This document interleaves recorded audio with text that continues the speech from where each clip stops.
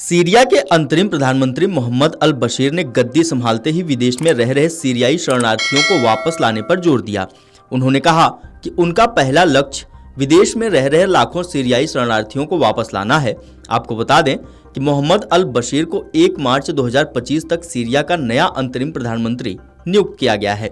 Lebanon के Hezbollah समूह ने उम्मीद जताई है कि नए नेता इस्राएली कब्जे को नकारेंगे। वहीं इसराइल के प्रधानमंत्री बेंजामिन नेतन्याहू ने चेतावनी दी है कि वे असद की तरह न बने और ईरान को देश में फिर से स्थापित होने का मौका न दें। अंतरिम पीएम अल बशीर ने सीरिया में स्थिरता और शांति की जरूरत पर जोर देते हुए कहा कि वह बशर अल असद के पुराने अधिकारियों के साथ मिलकर सार्वजनिक सेवाओं और संस्थाओं को फिर से स्थापित करने का काम कर रहे हैं।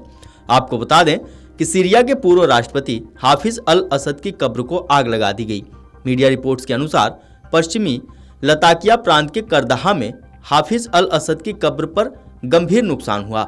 हाफिज अल असद 30 साल तक राष्ट्रपति रहे और 2000 में उनका निधन हो गया।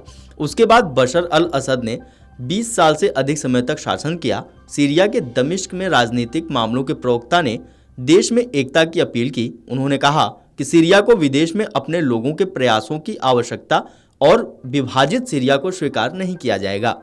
आपको बता दें कि बुधवार को पश्चिम एशियाई देश सीरिया में विद्रोहियों ने मोहम्मद अल बशीर को अंतरिम सरकार का नया प्रमुख नियुक्त किया।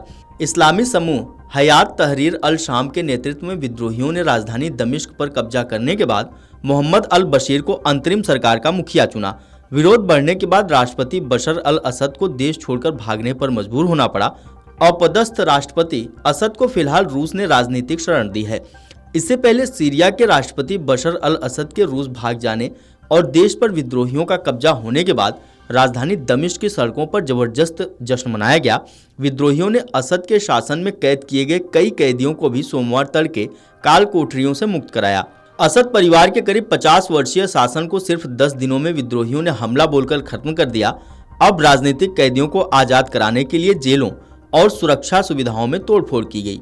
आपको बता दें कि सीरिया में साल 2016 के बाद गृह युद्ध धीमा पड़ गया था, लेकिन बीते हफ्ते प्रमुख विद्रोही संगठन हयात तहरीर अल शाम ने अन्य विद्रोही गुटों के साथ मिलकर अलेप्पो, इदबिल और होम्स शहरों पर तेज हमले शुरू कर दिए। आपको बता दें कि सीरिया में साल 2016 के बाद गृह युद्ध धीमा पड़ गया था, लेकिन बीते हफ्ते प्रमुख विद्रोही संगठन हयात तहरीर अल शाम ने अन्य विद्रोही गुटों के साथ मिलकर अलेप्पो, इदबिल और होम्स शहरों पर तेज हमले किए और इन पर कब्जा कर लिया। इसके बाद विद्रोही गुटों ने राजधानी दमिश्क पर भी कब्जा कर लिया। कट्टरपंथी समूह हयात तहरीर अल शाम ने पिछले हफ्ते सीरिया में अचानक और सफल आक्रमण करके सबको चौंका दिया था। हयात तहरीर अल शाम लंबे समय से देश का सबसे मजबूत विद्रोही गुट माना जाता रहा है। इन विद्रोहियों ने 27 नवंबर को अचानक अलेप्पो के उत्तर और उत्तर पश्चिम के इलाकों से हमला किया। वहीं 29-30 नवंबर को वे शहर में घुस आए और सेना को वहां से खदेड़ दिया। एसटीएस के हजारों लड़ाकों ने अलेप्पो के बाद कई अन्य प्रमुख शहरों पर कब्जा कर लिया। इस तरह सिर्फ 12 दिन में बीते 13 साल से चल रही लड़ाई का अंत हो गया। साल 2011 में असद सरकार के खिलाफ अरब स्प्रिंग विद्रोह से शुरू हुए इस गृह युद्ध में करीब 5 लाख लोगों की मौत हो चुकी है। गृह युद्ध में 2.3 करोड़ की आबादी वाले देश में करीब 68 लाख लोगों को अपने घरों से बेघर होने पर मजबूर होना पड़ा। लाखों लोग विदेशों में शरणार्थी बन गए हैं। वीडियो डेस्क अमरउजाला.com। अगर आप ये वीडियो YouTube पर देख रहे हैं तो हमारे चैनल को सब्सक्राइब कर बेल आइकन दबाएं और Facebook पर देख रहे हैं तो हमारे पेज को लाइक करें। 8 मिलियन प्लस सब्सक्राइबर, आपके इस भरोसे के लिए बहुत धन्यवाद।